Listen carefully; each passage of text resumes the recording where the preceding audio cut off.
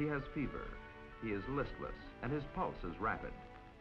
But what's going on inside the child's body? Germs, shown here as black hexagons, have infected his body through the bloodstream. The germs are repelling these amoeba white cells whose work it is to remove foreign materials from his blood. The white cells cannot dispose of them. But under stimulus of the germs, tiny particles called antibodies are being produced and poured into his bloodstream. The antibodies attach themselves to the germs and so change the germs that the white cells can engulf them.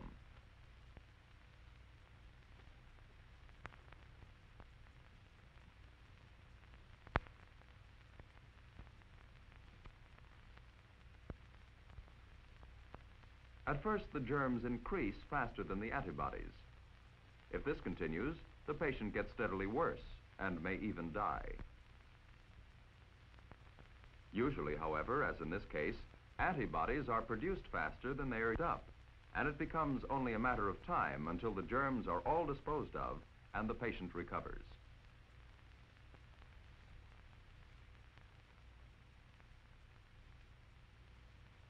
What's more, he now has a surplus of antibodies that will aid him to resist future attacks of the same disease.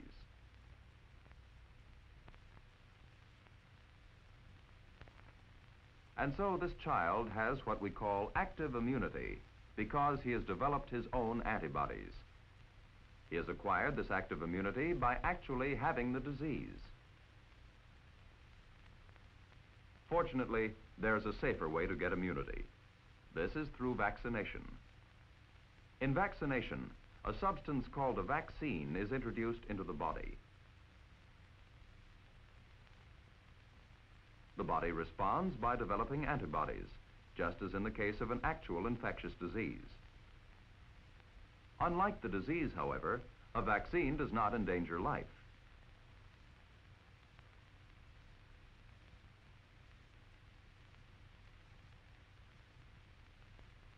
Let's study three types of vaccines. Calves are the source of smallpox vaccine. Cattle are subject to a weakened form of smallpox called cowpox. Large quantities of vaccine are produced by infecting healthy calves like this one with live cowpox virus. The virus multiplies rapidly, and by the 5th day, crusts have formed on the skin wherever the calf was infected. These crusts are collected. They contain the live germs which will serve as vaccine for human beings.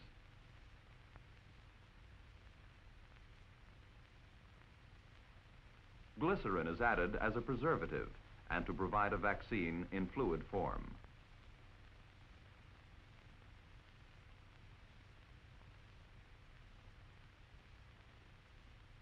From this mixture, individual doses of the vaccine are prepared.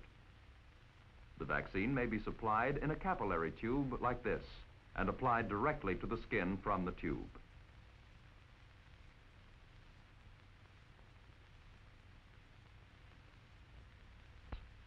In this disease, the antibodies dispose of the germs, probably without the help of white cells. The child is safe from smallpox for several years. Another type of virus vaccine is used to protect against poliomyelitis.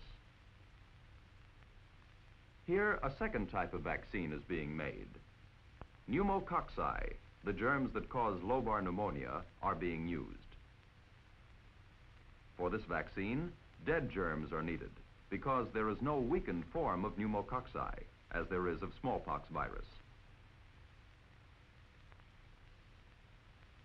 The live germs are killed with chemicals or with heat, as in this case. Now let's see how this vaccine, made from dead germs, works when injected into a live animal. The effect would be the same in a human patient.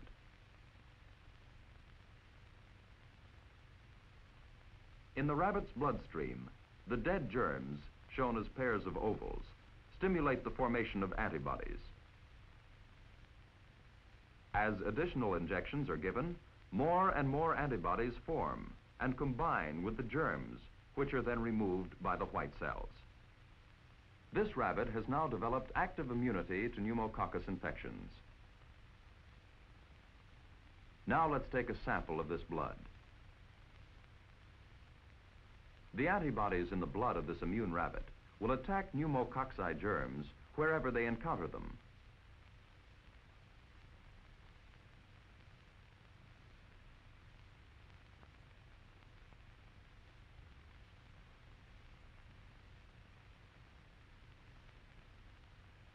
After standing a few hours, the blood clots and a serum containing the antibodies separate.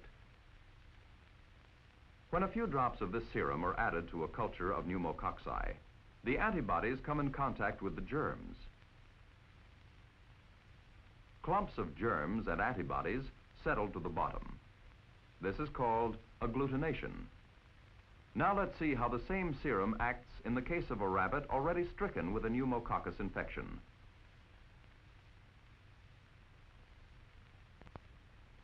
First, the serum is injected into the rabbit's bloodstream.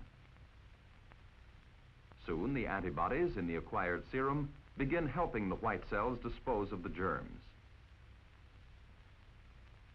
In about 2 days, the rabbit recovers. He has passive immunity. Passive because he did not develop his own antibodies, but acquired them from the serum of another rabbit. A third type of vaccine involves the use of poison given off by certain kinds of bacteria. In diphtheria, illness is produced by this poison or toxin.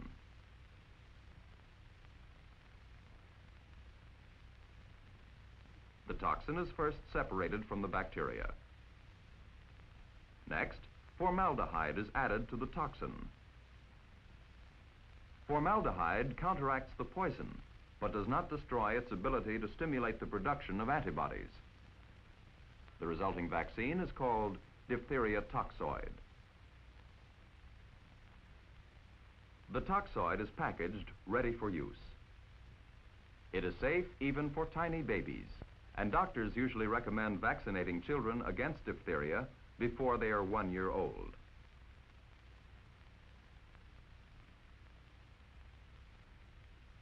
When a child is given this injection, the toxoid stimulates the production of antibodies.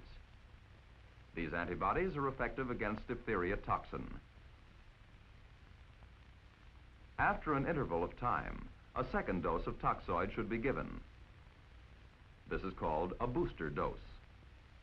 If this is done, the child will usually be immune to diphtheria throughout childhood and need not fear the disease even though it is right next door. Techniques for controlling infectious diseases have been developed primarily through the work of scientists whose painstaking search for new knowledge and improved methods is never-ending.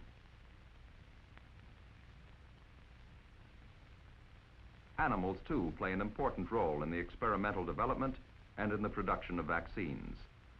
Vaccines against the diseases we have studied, and against many others, including typhoid, tetanus, cholera, typhus, and plague. Commercial laboratories make possible the large-scale production of vaccines that meet required standards. Finally, the campaign against infectious disease can succeed only if the public cooperates. Most important of all is vaccination in the early years of life.